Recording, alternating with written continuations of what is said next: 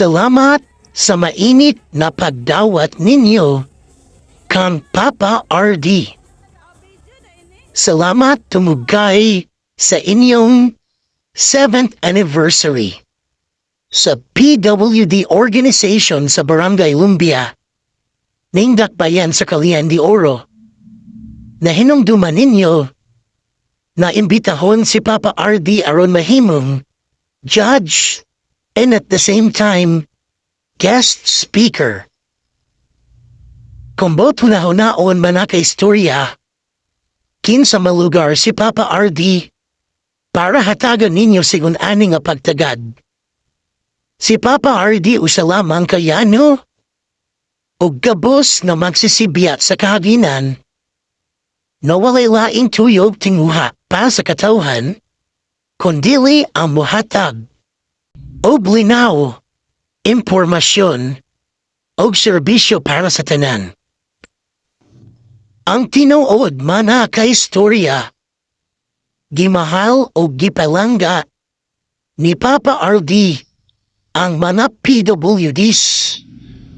Tumod kay nasayod si Papa RD na dili lalim ang kinabuhi sa usa ka PWD o dili usab lalim ang kinabuhi sa ginikanan sa usa ka PWD.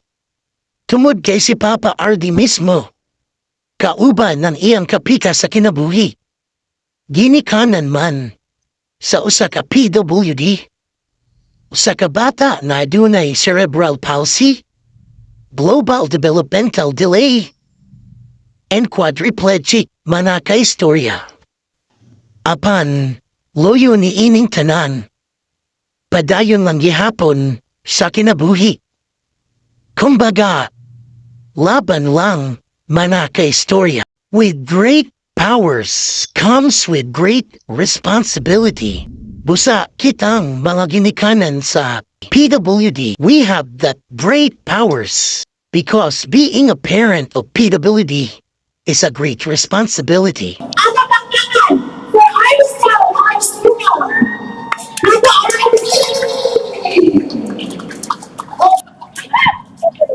Aris, bitaw na sa lugar. I take it as a great privilege and honor nga ma-invite sa kapunungan sa mga PWD diri sa Barangay Lumbia.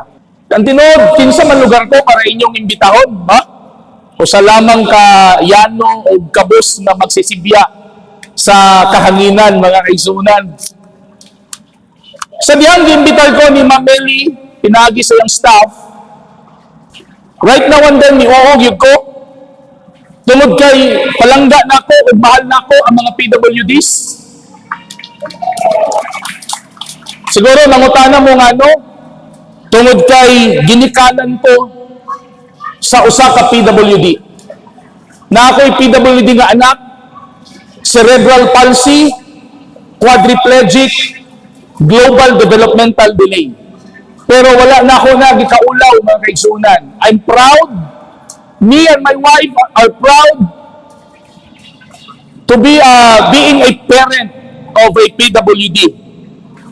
Tungod kay kabalo ko kung unsa ka challenging ang kinabuhi sa usa ka PWD. Unsa pud ka challenging ang kinabuhi sa ginikanan sa usa ka PWD.